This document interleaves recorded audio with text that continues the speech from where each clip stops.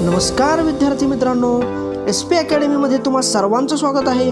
तुम्ही अजूनपर्यंत आपल्या चॅनलला सबस्क्राईब केलं नसेल तर सबस्क्राईब करा आणि बेल आयकॉन प्रेस करा, म्हणजे येणाऱ्या सर्व नवीन व्हिडिओचे नोटिफिकेशन तुम्हाला मिळत राहतील. Hello friends, today we are going to learn a heroine of the sea from standard 8th English. विद्यार्थी मित्रांनो, आज आपण इयत्ता 8वी इंग्रजी विषयातील a heroine of the sea म्हणजेच सागराची नायिका ही कथा अभ्यासणार आहोत. सत्य घटनेवरती आधारित असलेल्या या कथेमध्ये एका मुलीने स्वतःच्या प्राणाची पर्वा न करता इतरांचे प्राण कसे वाचवले याचं अतिशय सुंदर चित्रण या कथेत केलेलं आहे. चला तर मित्रांनो, आपण आपल्या पाठाला सुरुवात करूयात.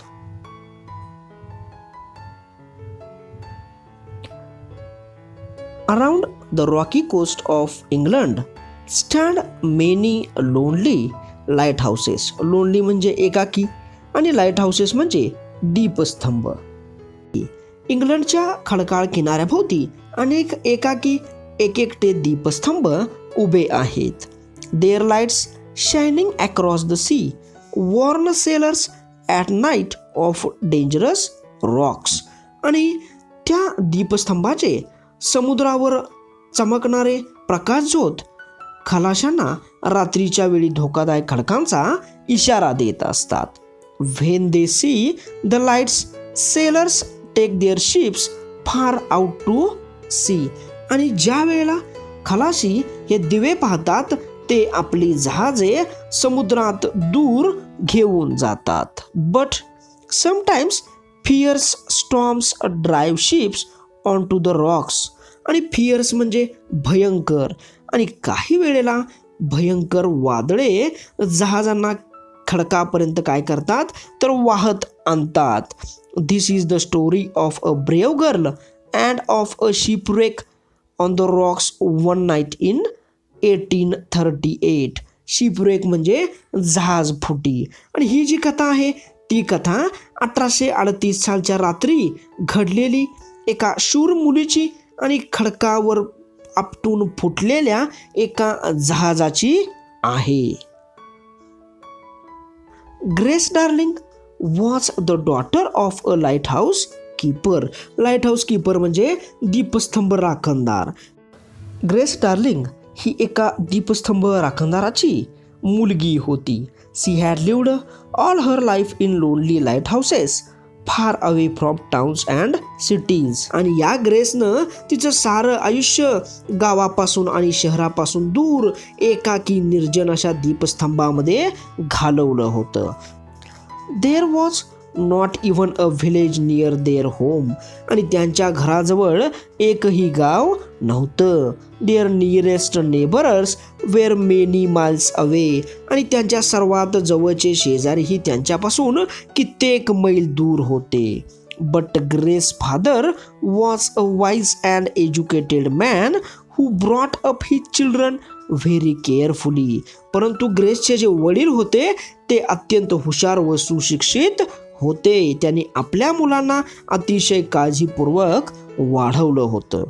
Grace and her brothers and sisters were all taught to read and write. त्यांनी आपल्या मुलांना म्हणजे ग्रेसला आणि तिच्या सर्व भावा बहिणींना लिहायला वाचायला शिकवलं होतं. Their father also taught them to be honest and brave and unselfish. आणि त्याचबरोबर त्यांच्या वडिलांनी त्या मुलांना प्रामाणिक, निर्भय आणि निस्वार्थीपणाचे धडे दिले होते.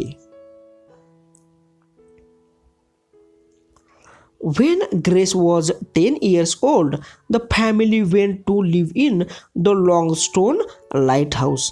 आणि ज्या वेळेला ग्रेस 10 वर्षाची होती त्यावेळेलाच तिचे कुटुंब लॉंगस्टोन या दीपस्तंभामध्ये राहायला गेले. Their new home was on some wild islands near the east coast of England. त्यांचे नवे घर इंग्लंडच्या पूर्व किनाऱ्यावरील एका निर्जन बेटावर होते. The darling children grew up here. आणि याच घरामध्ये डार्लिंगांची सगळी मुलं मोठी झाली. When they were older, they left their lonely home one by one and found work in the cities. आणि ज्या वेळेला ही मुलं मोठी झाल्यावर सगळी मुले एक एक करून शहरामध्ये काम शोधण्यासाठी ते एकाकी घर सोडून बाहेर पडली. At last, all of them had left the lighthouse except grace. आणि अखेर सगळेजण दीपस्तंभ सोडून बाहेर पडले. फक्त ग्रेस तिथं राहिली, who stayed at home to help her mother and father. आणि ग्रेस तिच्या आईवडिलांना मदत करण्यासाठी तिथं थांबली. She had not grown very tall. ग्रेसची उंची फारशी वाढली नव्हती. She was only a little woman, not at all like her father, who was more than 6 feet tall. आणि ग्रेस लहान खुरीच होती, छोटीशी होती. ती तिच्या वडिलांच्या सारखी अजिबात दिसत नव्हती, कारण तिच्या वडिलांची उंची 6 फुटापेक्षा जास्त होती.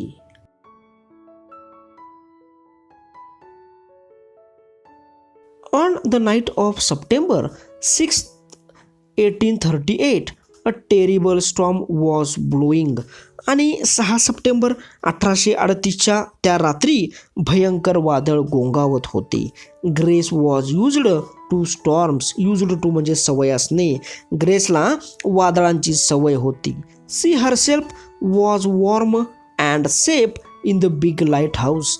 आणि ग्रेस स्वतः त्या मोठ्या दीपस्तंभामध्ये अगदी आरामात आणि सुरक्षित होती. But she was always unhappy about the poor sailors who were at the sea in the storms.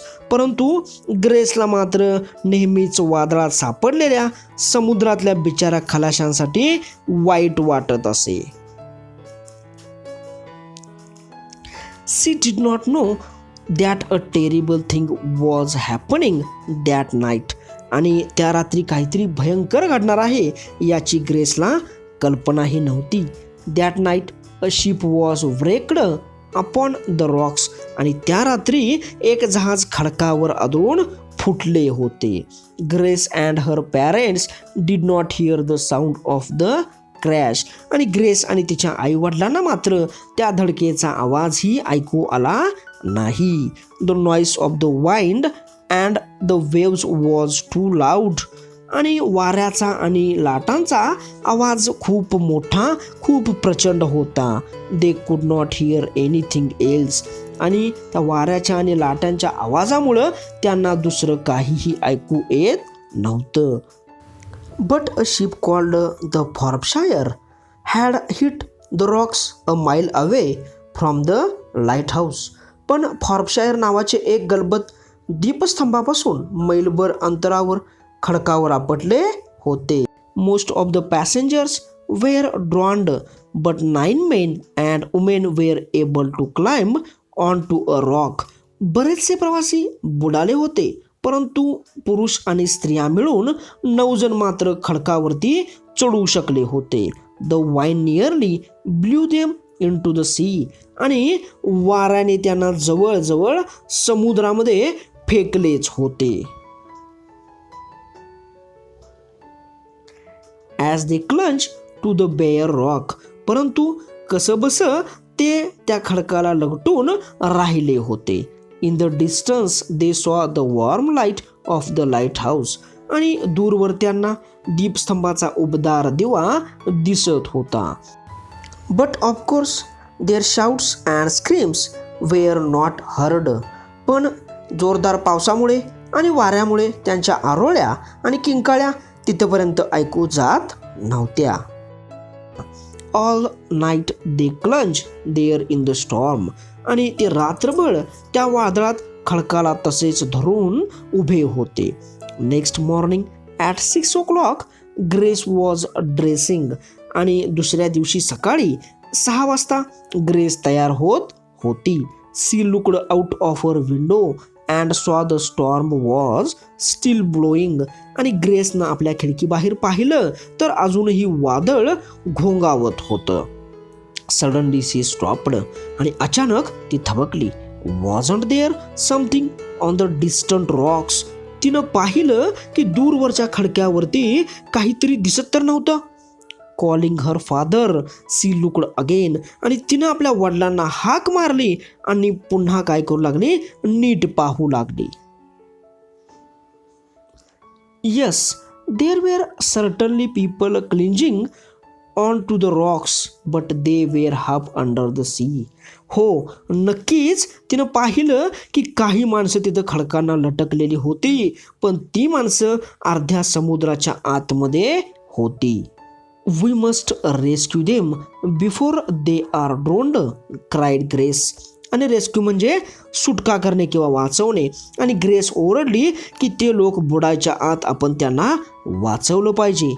We must do something. आपल्याला काहीतरी केलं पाहिजे. Will you ever sleep again father if they die. बाबा, ते लोक जर मेले तर तुम्ही पुन्हा शांतपणे झोपू शकाल का, असं ग्रेसनं आपल्या वडिलांना विचारलं. William Darling was a brave old man but he shook his head. William Darling एक शूर गृहस्थ होते, पण त्यांनी आपले डोके हलवले. It is hopeless he sed.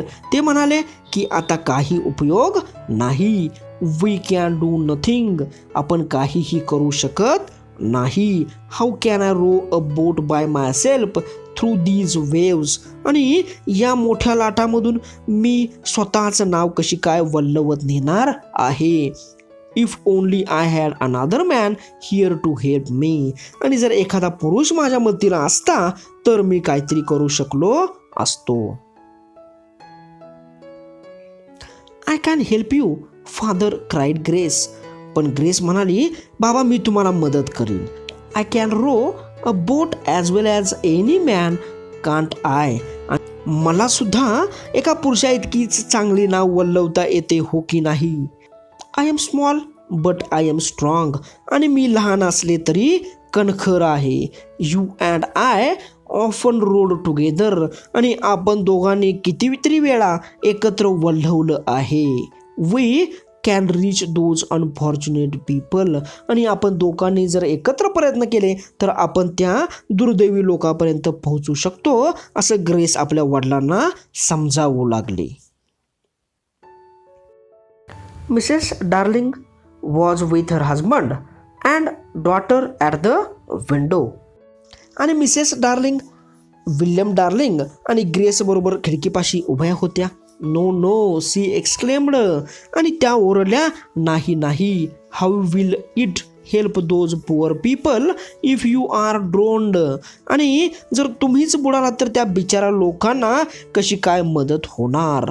You can not row in the storm. आणि तुम्ही काय करू शकत नाही तर या वादळामध्ये बोट वल्हवू शकणार नाही. Do not try. तसा प्रयत्न सुद्धा करू नका. A girl like you grace can not do a man's job. आणि ग्रेस, तुझ्यासारखी एक मुलगी एका पुरुषाचं काम करू शकणार नाही. लेट अस प्रे फॉर देम हजबंड. आणि आपण काय करूयात तर देवाची प्रार्थना करूयात.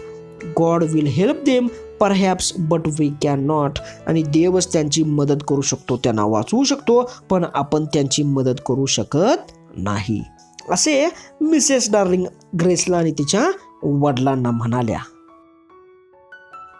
Grace was determined हाऊएव्हर.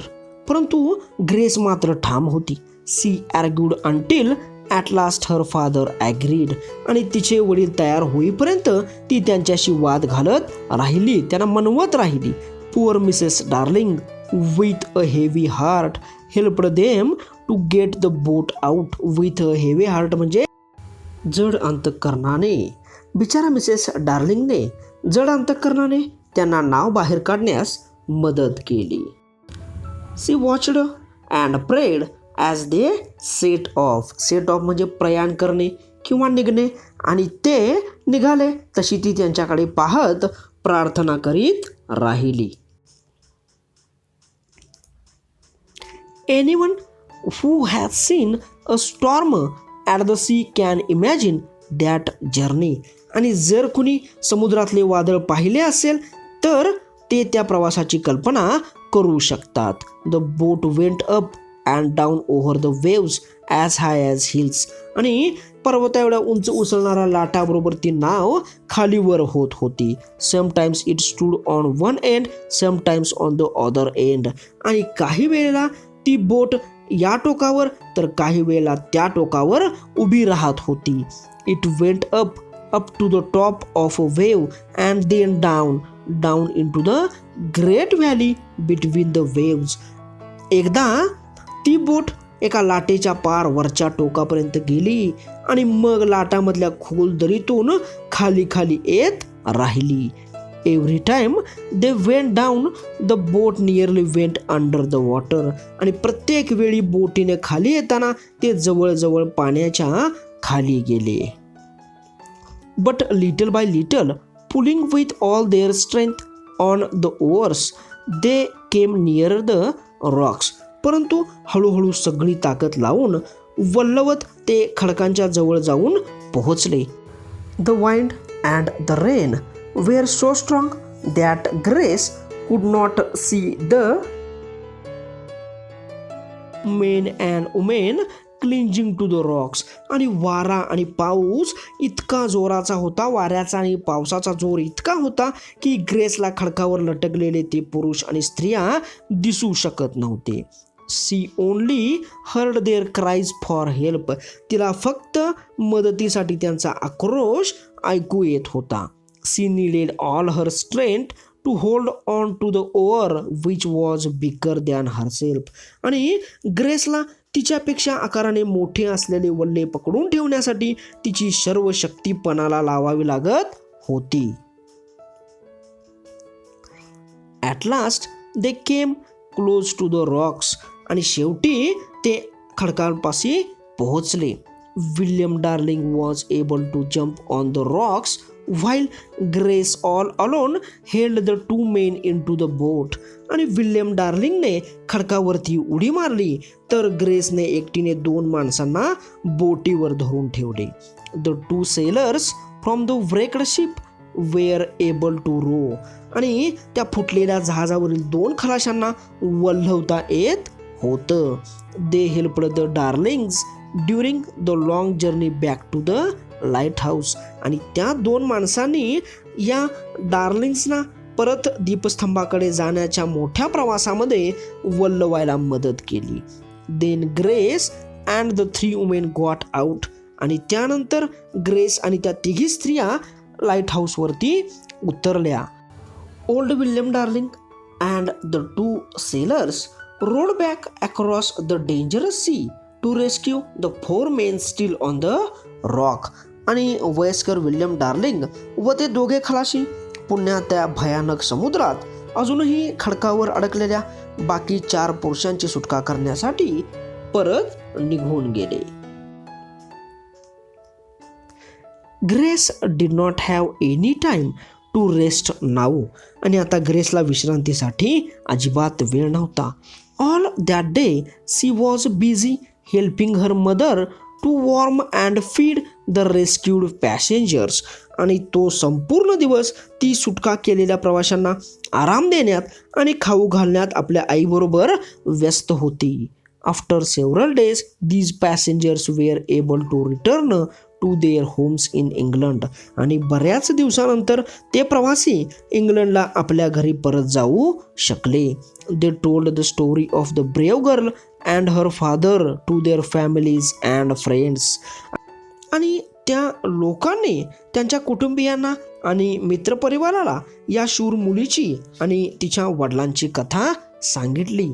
Suddenly Grace Darling and her father were famous. आणि अचानक ग्रेस डार्लिंग आणि तिचे वडील प्रसिद्ध झाले. The story of their heroism was told in the newspapers. आणि त्यांच्या शौर्याची धाडसाची कथा वर्तमानपत्रामधून छापून आली. Money was raised to help all the lighthouse keepers in their dangerous lonely lives. आणि सर्व दीपस्तंभ राखणदारांचे एकाकी आणि धोकादायक जीवन सुधारण्यासाठी मोठा मदत निधी उभारला गेला. Grace and her father were given a special reward for their heroism. ग्रेसला आणि तिच्या वडिलांना त्यांच्या शौर्यासाठी विशेष पुरस्कार देऊन त्यांचा सन्मान करण्यात आला. Poor Grace did not live long after the rescue. परंतु बिचारी ग्रेस मात्र या सुटकेच्या घटनेनंतर जास्त काळ जगली नाही. She died at the age of 27. फक्त वयाच्या 27व्या वर्षी तिचा मृत्यू झाला. But she is still remembered for her unselfish courage.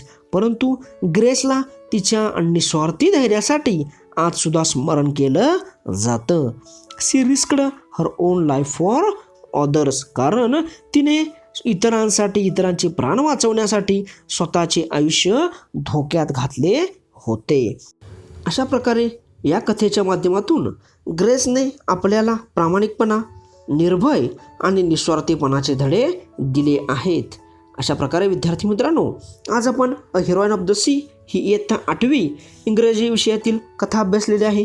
तुम्हाला व्हिडिओ आवडला असेल तर लाईक करा, शेअर करा आणि आपल्या चॅनलला अजून सबस्क्राईब केलं नसेल तर सबस्क्राईब करा. आज आपण इथंच थांबूयात.